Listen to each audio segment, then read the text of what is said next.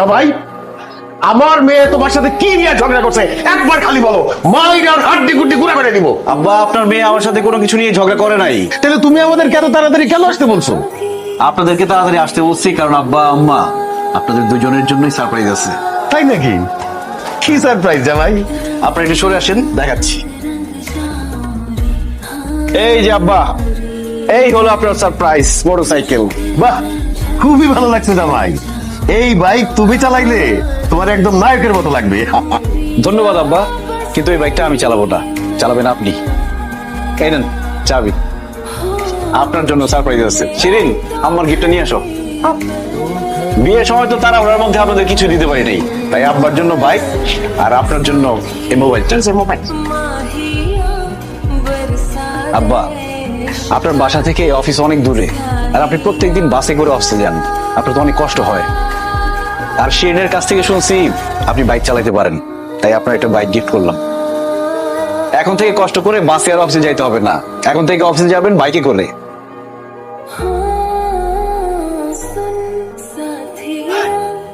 জামাইটা খুবই ভালো, খোলা মনের মানুষ। এরকম মানুষ এই যুগে পাওয়া কঠিন, বুঝলি? হ্যাঁ হ্যাঁ, এরকম মানুষ আমার মনে হয় না এই দুনিয়ায় আরেকটা আছে। যেইভাবে সে মানুষের উপকার করা শুরু করছে, আমাদের বলবে চলো আমরা গাছতলায় গিয়ে থাকি। হ্যাঁ, তুই চুপ কর তো, কি বলিস এসব? আমি তোকে হেল্প করুন। না না না না না না, প্রশ্নই ওঠে না। তুমি এগুলো কোনো কিছু ধরবা না। সে যদি এসে দেখে তুমি রান্না বান্না করতেছো, আমাকে হেল্প করতেছো, তাইলে আমাকে জানে মাইরা ফেলবে। আরে মহসিন ভাই, কেমন আছেন আপনি? আছি, আমি ভালো আছি। তোমরা কেমন আছো? ভাই, যে এলাকায় আপনার মতো পরোপকারী দিল খোলা মানুষ আছে, সে এলাকায় আমরা ভালো না থাকতে পারি? ভাইজান, আপনার সাথে দেখা হয়ে ভালো হইলো। আমরা তো আপনারাই খুঁজতেছিলাম। তো তোমরা আমার কেন খুঁজতেছিলে? ভাই, আমাকে ক্লাবের মধ্যে একটা ক্যারাম বোর্ড কিনবো আর 2-3 বান্ডিল টাস কিনবো। ভাই, গরমের মধ্যে তো আর টাস আর ক্যারাম বোর্ড খেলা যায় না, তাই কইতেছি আপনি আমাকে কিছু টাকা ডোনেশন করেন। কেউ বিপদে পড়লে আমি তার সাহায্য করার চেষ্টা করি, কিন্তু ফালতু কাজে এই মহসিন একটা টাকা খরচ করে না। তোমরা সারাদিন ক্যারাম বোর্ড খেলো, স্কুল কলেজ ফাঁকি দিয়া পোলা পাই নাই সেখানে ক্যারাম বোর্ড খেলে, আর তাস খেলার নামে যে জোয়ার আসর বসাও, এই খবর আমার কাছে নাই মনে করছো? সব জানি আমি। শোনো, এখনো সময় আছে, এইসব বাদ দাও। এই মহল্লার মধ্যে ক্লাব দা, পারলে একটা লাইব্রেরি দাও, সেখানে বই থাকবে, মানুষজন এসে বই পড়বে, জ্ঞান অর্জন করবে। আর যদি লাইব্রেরিটা করতে পারো, তোমরা এসে আমার কাছে ডোনেশন চাইতে হবে না, আমি নিজে গিয়ে তোমাদের ডোনেশন দিব। ভাই, আপনি তো একটা ভালো বুদ্ধি দিচ্ছেন। ঠিক আছে ভাই, ক্লাব বাদ, আমরা মহল্লার মধ্যে একটা লাইব্রেরি দিব। ঠিক আছে, ভেরি গুড।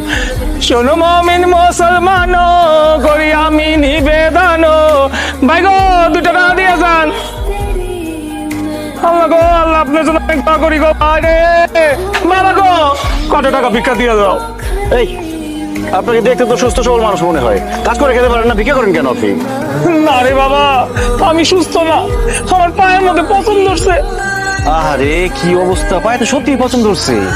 আপনি এইভাবে যে রয়েছেন, চিকিৎসা করেন না কেন?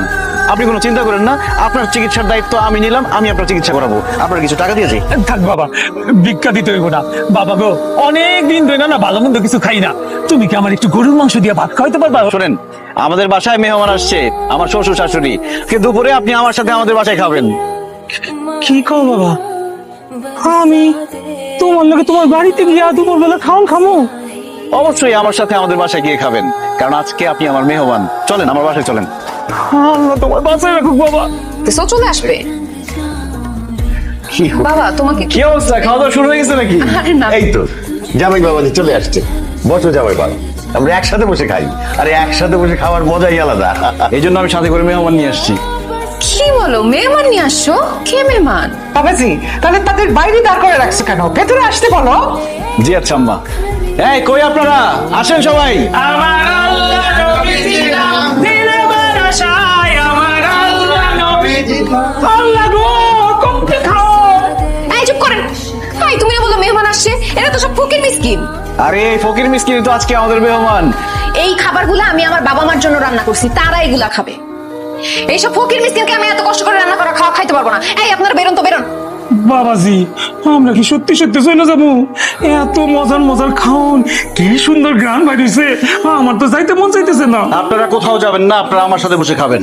আরে কি বলে জামাই, এই ফকির মিসকিন আমাদের সাথে বসে খাবে কেন? আমাদের খাওয়া শেষ হলে যেটা থাকবে সেটা ওরা খাবে। আমরা তো 3 বেলা পেট ভরে খাই, ওনারা 3 বেলা পেট ভরে খাইতেও পারে না। এই জন্য আজকে আমার সামনে বসে পেট ভরে ওনারা খাবে আর মন ভরে আমার জন্য দোয়া করবে। মহসিন, আমার কোনো দোয়া লাগবে না। তুমি ওনাদেরকে বাসা থেকে বাইর করো তো, আমার বিরক্ত লাগতেছে ওনাদেরকে দেখে। শিরিন, দোয়া যে কত মূল্যবান সেটা মরার পরে বুঝবা। তুমি মরে গেলে তোমার সাথে টাকা পয়সা ধন সম্পত্তি খাওয়া অহংকার কিছুই যাবে না, যাবে শুধু এই দোয়াটা। সেজন্য তোমার দোয়া নাও লাগতে পারে, কিন্তু আমার দোয়া লাগবে।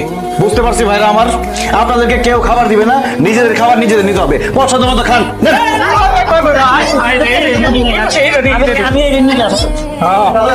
আছে। ওঠো, ওঠো, এখানে থাকা যাবে না, চলো বাড়িতে চলো। না, সুন্দর করে খান, আস্তে আস্তে খান। ভাই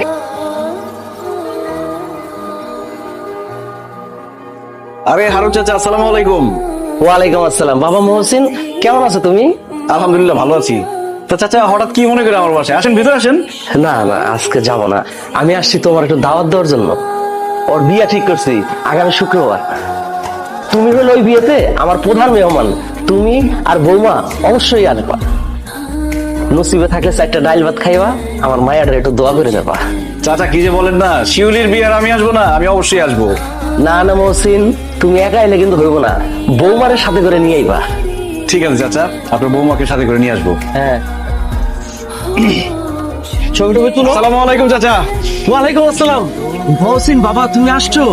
ও বৌমারে নিয়ে আসছো? ওয়ালাইকুম আসসালাম। আমি অনেক খুশি হয়েছি, তোমার জন্য অপেক্ষা করতেছিলাম। তাইলে আর দেরি করে লাভ কি? কাজী সাহেব, বিয়ের কাম শুরু। বসো বাবা, বসো বসো। কাজী সাহেব দাঁড়ান, বিয়ে হইব না কেন বাবা? কি হয়েছে? কি হয়েছে আপনি জানেন না? স্বর্ণ অলংকার কেনার জন্য টাকা জোগাড় করতে পারি নাই।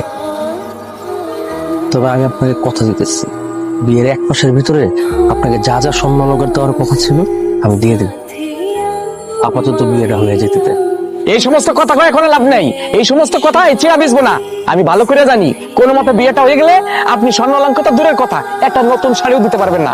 শোনেন, আমি সাফ করে আর দিতেছি, আমার মা যা যা কইছে এই স্বর্ণ অলংকার দিবেন, তারপরে বিয়ে হইব, নাইলে এই বিয়ে আমি করুম না। আচ্ছা ভাই, আপনি আমার একটা কথা বলেন তো, আপনি কি স্বর্ণ অলংকার বিয়ে করতে আসছেন নাকি শিউলিকে বিয়ে করতে আসছেন? কেন, শিউলির বিয়ে করতে আইছি? যেহেতু শিউলিকে বিয়ে করতে আসছেন, শিউলিকে বিয়ে করেন। এই, আপনি মাঝখানে নাক গলাইতেছেন কেন?